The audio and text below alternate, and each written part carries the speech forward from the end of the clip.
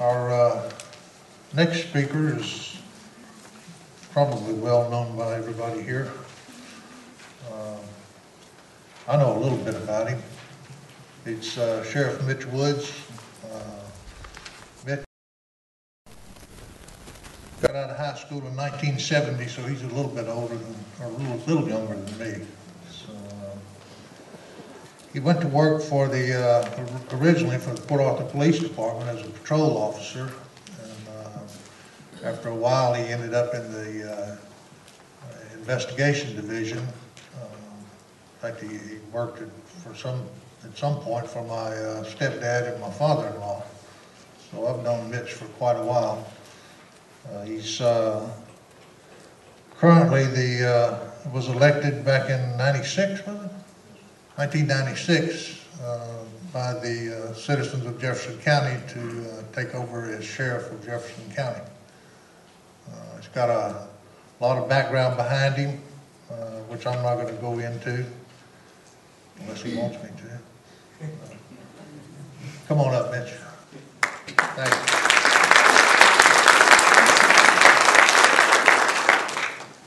Thank you, Russell.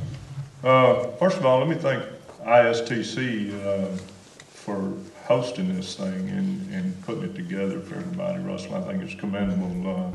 It's certainly a problem. I know it's a problem in our community, but I know it's also a problem in the workplace too. And appreciate you getting all of us together. The smartest thing I've done as sheriff is surround myself with good people. I've got some of them here with me today. These are folks that day in and day out don't get a whole lot of recognition. 3 of them are analysts from our crime lab, and I told them we got them out of, I call it the cave. They kind of stay back in the dungeon all the time. Y'all stand up and let everybody see you. Right? Give these folks a hand. I got Chief Ron Hobbs here also. He is over our narcotics and vice squad there in the back, and Captain Troy Tucker there with him. So these are the folks where the rubber meets the road for us in the sheriff's office. Also, I'd be remiss if I didn't recognize we got 2 local police chiefs here from Port Neches, Paul Lemoyne, and Chief Darrell Bush from Nederland back there in the back. Darrell sent me a wise guy text message a while ago and said I had a piece of corn between my front teeth. So Darrell, I appreciate it. You've heard some true stories and certainly the information from someone who is in the lab and the testing business as we are. In law enforcement, we've recognized this problem for some time. It started for us at least well over 2 years ago when we began to see these compounds show up in the forms of the spice and Serenity now and the other things. We brought a whole bunch of them back here, packaging. Take a look at them. Don't take it home with you. The Drug Enforcement Administration is now signed an order good for a year making it illegal. If not, we would give free samples for you to go home and test, but they're illegal now, so don't leave them here. You guys keep an eye on that stuff back there. But one thing we found in law enforcement, old guys, as Russell said, I'm dating myself, but old cops like me that's been around a long time, you know, our people in the drug trade are getting smarter and smarter. They're way smarter than I am because they're always coming up with new ways to beat the system. And when this stuff first started showing up, and if you look at it, and I would encourage you to look at it, what it illustrates to me is, folks, there's money behind this problem. It's a well thought out scheme, if you will. The packaging, the manufacturer and the packaging, and even right down to the wording on the packaging. If you pay attention to the wording, it's almost like some smart lawyer that was trying to avoid some liability wrote that wording on there. You know, the key things, not for human consumption, and you know, if you abuse this, you don't use it in its proper way. You know, the manufacturer can't be held responsible for that if you abuse it. things that somebody's put a lot into to market this product out there.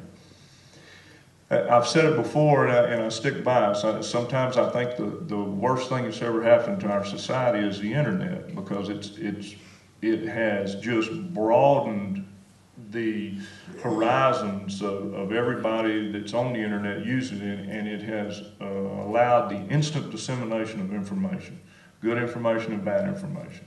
And so this, there is an underground market out there, and don't kid yourself. These people are communicating on the internet about the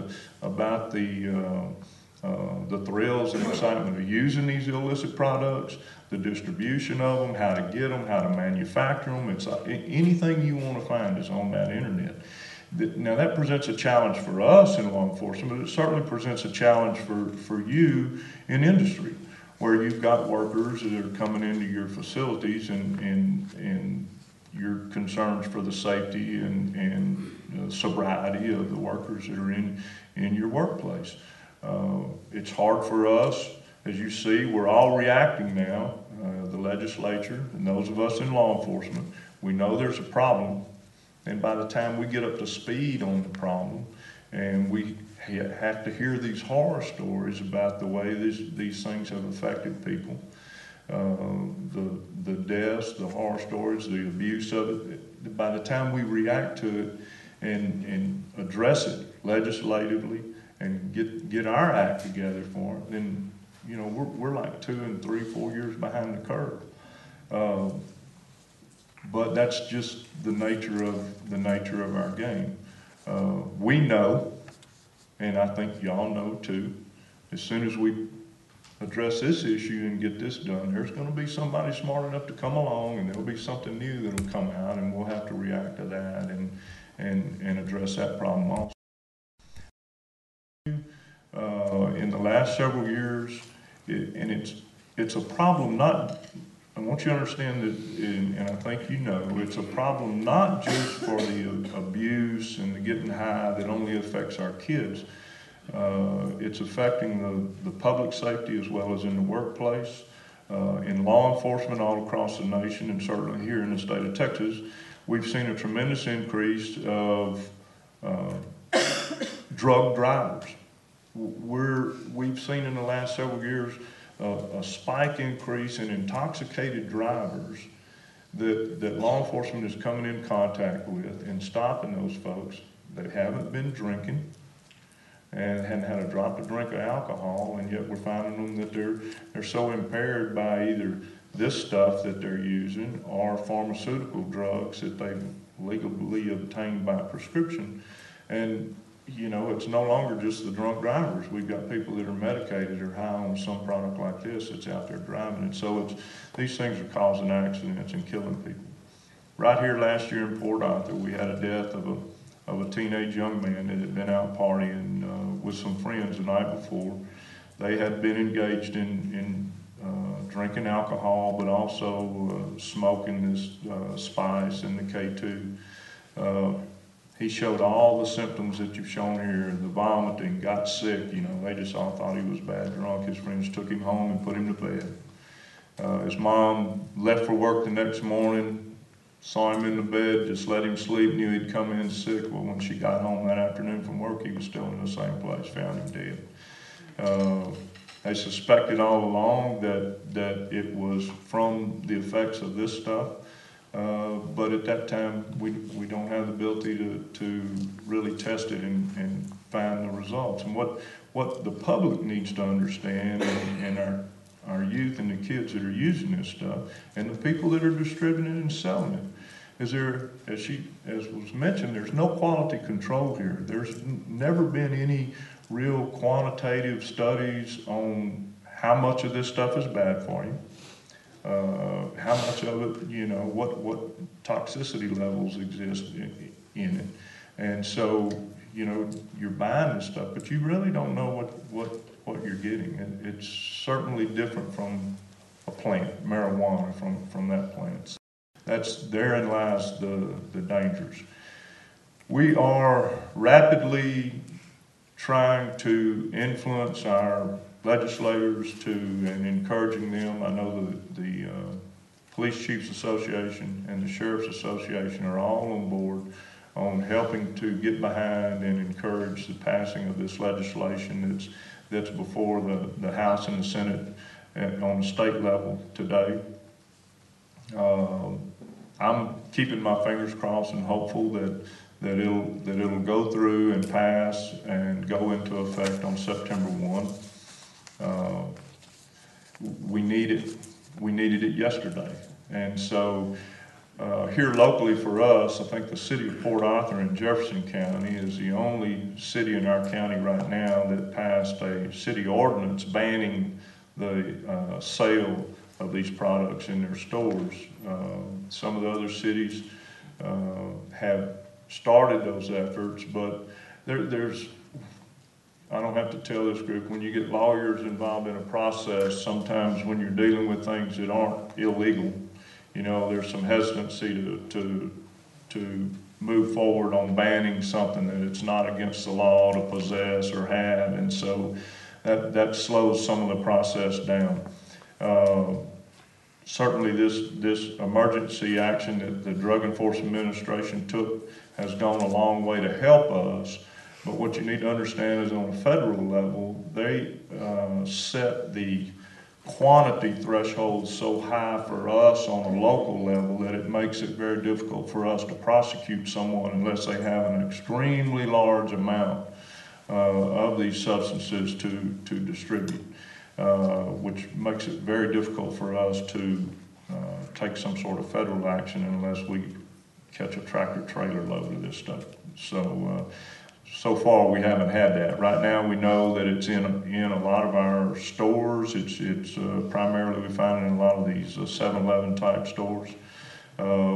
We've seized a lot of it by our interdiction units on our interstate that's been coming, and just recently we actually had to give some stuff back on this bath salt stuff that's not, right now it's not illegal, but we actually had to return some to the guy that was hauling it.